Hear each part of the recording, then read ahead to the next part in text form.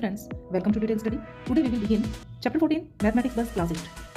Name of the chapter is volume and surface area, जो कि बच्चों को toughest chapter लगता है. आज के बाद आपका ये easiest chapter हो जाएगा. So see the video from start to end.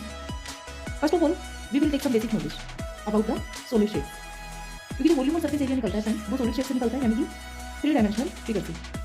उनमें क्या डिफरेंस होता है पहले ही समझ लेते हैं. जैसे कि हमने एक स्क्वायर बनाया है, यहाँ पे ये शेप जो है स्क्वायर है, तो इस शेप को हम कहेंगे प्लेन फिगर या 2 डायमेंशनल शेप.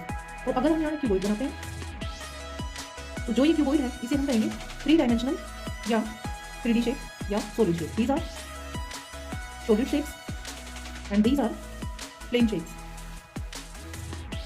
इन्हें हम 2D शेप भी कहते हैं और ये शेप्स होती हैं 3D. ठीक है, इसी तरह रेक्टेंगल से क्यूबॉइड बनता है. सिलेंडर भी एक 3D शेप है. तो इस एक्सरसाइज में हमें इन्हीं को सरफेस एरिया वॉल्यूम करना है. अब मुझे लगता है आपको क्लियर हो गया होगा कि 2D 3D या प्लेन फिगर या सॉलिड फिगर में क्या डिफरेंस होता है. ठीक है, तो सबसे पहले हमें निकालना है इस एक्सरसाइज में, इस चैप्टर में करें surface area of cuboid and cube. हम सरफेस एरिया को लेते हैं. Surface area of a cuboid, ये जो शेप है ये क्यूब की है और क्यूबॉइड की शेप जो बनती है वो रेक्टेंगल की हेल्प से बनती है. तो हम रेक्टेंगल ड्रॉ कर लेते हैं और एक क्यूबॉइड की शेप को बना देते हैं. तो ये जो शेप है ये क्या होगी, क्यूबॉइड.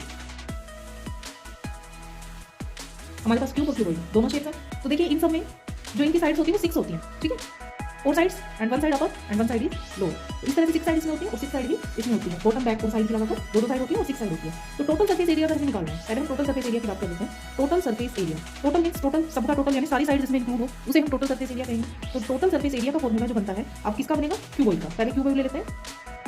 क्यूबॉइड का टोटल सरफेस एरिया क्या होगा, तो वो होगा, क्योंकि क्यूबॉइड में क्या होगी, लेंथ होगी, ब्रेड्थ होगी और साइड होगी. लेंथ, ब्रेड्थ एंड हाइट होगी. ठीक है, एक ये लेंथ हो गई, ये ब्रेड्थ हो गई और ये इसकी, ये ब्रेड्थ हो गई और ये इसकी हाइट हो गई. ये लेंथ हो गई, ये इसकी ब्रेड्थ हो गई और ये इसकी हाइट हो गई. तो इसका फॉर्मूला बनेगा 2 × L × B plus B × H plus H × L. ये इसका फॉर्मूला हो जाएगा total surface area of the cuboid. Cuboid में हम एक एरिया और निकालते हैं जिसे लेटरल सरफेस एरिया भी कहते हैं.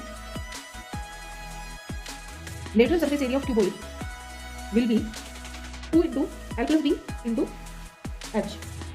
ठीक है, तो ये होगा lateral surface area. Lateral surface area यानी कि एरिया ऑफ द 4 वॉल्स. 4 दीवारी का एरिया जब निकलता है तब लेटरल सरफेस एरिया का फॉर्मूला अप्लाई होता है, जिसमें रूफ और जो फ्लोर होता है, ऊपर और नीचे की जो साइड्स होती है वो इंक्लूड नहीं होती है. अब हम आ जाते हैं क्यूब पर.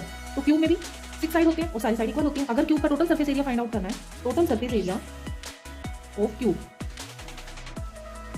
अगर क्यूब का total surface area find out करना है तो फॉर्मूला होगा 6a². ए यानी कि साइड ऑफ द क्यूब. और अगर क्यूब का लेटरल सरफेस एरिया फाइंड करना है तो फॉर्मूला होगा 4a². ठीक है, तो इस तरह से 2 फॉर्मूले बने हैं क्यूबॉइड के और 2 फॉर्मूले बने हैं क्यूब के. इन्हीं फॉर्मूलाज के हेल्प से हम चैप्टर